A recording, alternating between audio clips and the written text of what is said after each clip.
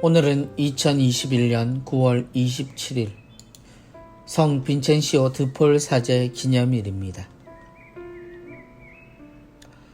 루카가 전한 거룩한 복음입니다. 그때 제자들 가운데 누가 가장 큰 사람이냐 하는 문제로 그들 사이에 논쟁이 일어났다.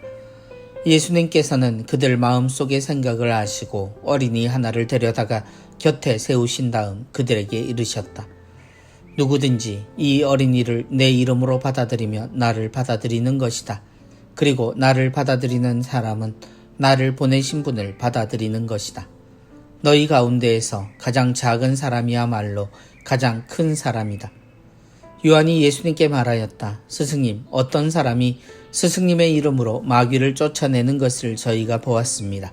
그런데 그가 저희와 함께 스승님을 따르는 사람이 아니므로 저희는 그가 그런 일을 못하게 막아보려고 하였습니다. 그러자 예수님께서 그에게 이르셨다. 막지 마라.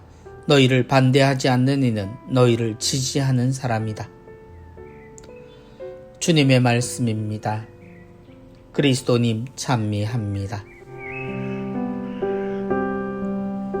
너희 가운데에서 가장 작은 사람이야말로 가장 큰 사람이다. 사랑의 주님의 사랑받는 제자들은 오늘도 다툽니다. 사랑을 가르치시고 사람의 존귀함을 알려주신 주님의 가르침을 받았지만 그들은 자신들 안에 누가 가장 큰 사람인지를 두고 논쟁을 벌입니다. 실망스러운 제자들의 모습이지만 그들은 늘 이런 문제로 서로 불화를 일으키고 서로 질투와 미움의 모습을 보입니다. 끊임없이 인정받고 싶어하고 누군가와 함께 평등한 것이 싫은 것은 사람의 근본으로 오해할 만큼 이 유혹은 사람에게 큰 단점입니다. 곧 자신을 생각하는 마음이 커질 때 우리는 아무리 친한 이들과도 상대적인 차이를 들어 높낮이를 정하려는 시도를 합니다.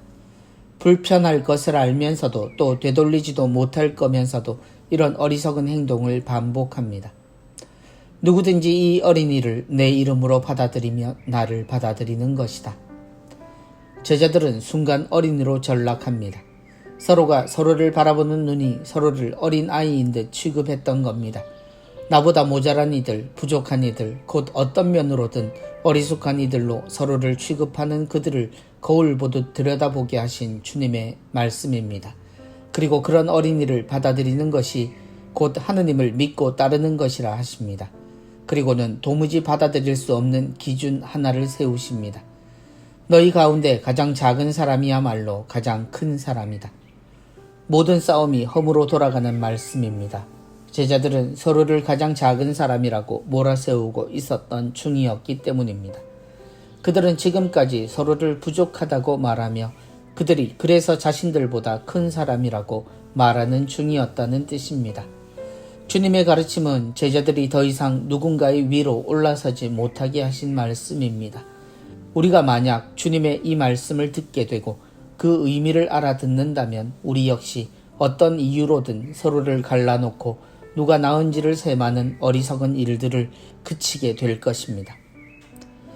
그러나 그때도 지금도 이 어리석은 싸움은 그치지 않습니다.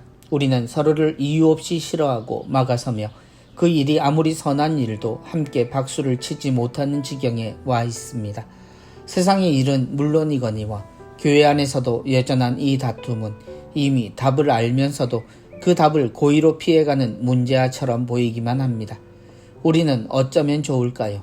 주님은 그때도 지금도 우리를 다 이루기만 하시는데 말입니다.